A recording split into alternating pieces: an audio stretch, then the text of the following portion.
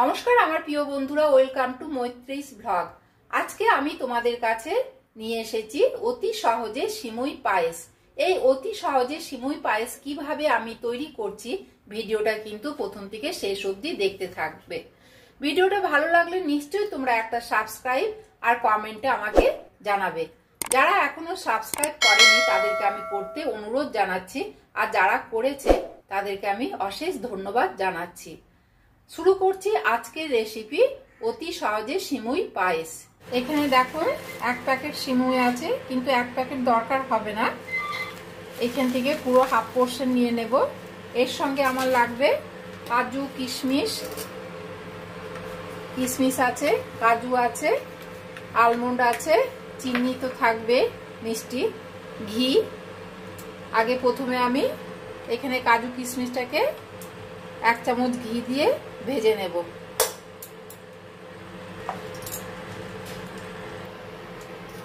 প্রথমে কিশমিশগুলো দিলাম, দিয়ে ভালো করে অল্প করে ভেজে নেব। বেশি কিন্তু ভাজবো না, বেশি ভাজলে পুড়ে যাবে।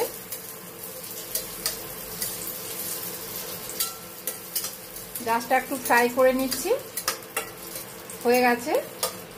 এরপরে কিশমিশগুলোকে উঠিয়ে কাজু বাদামগুলোকে একটু ড্রাই করে নেব। এরপরে কাজু বাদামগুলোকে ভাজা হয়ে গেছে, কাজু বাদামগুলোকে উঠিয়ে রাখছি।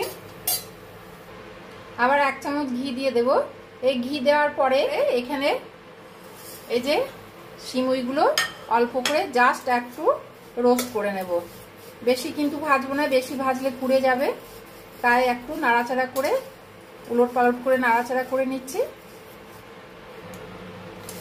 ভাজা হয়ে গেছে, নামিয়ে রাখছি।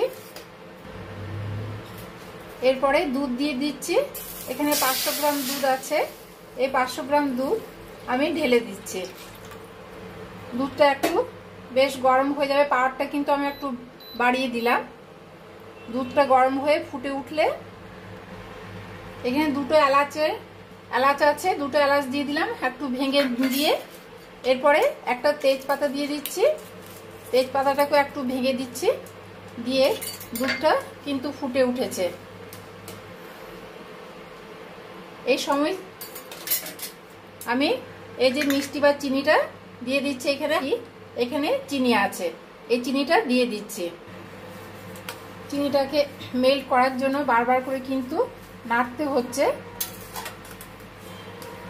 দেখো অনেকটা কিন্তু দুধটা গাঢ় হয়ে এসেছে, অনেকটা কমে গেছে।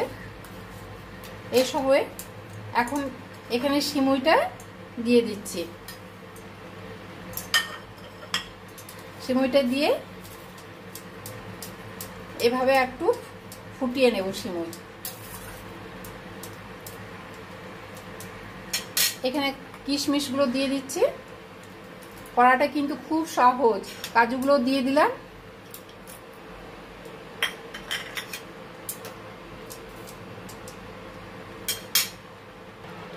অলরেডি কমপ্লিট হয়ে গেছে সিমুইয়ের পায়েস।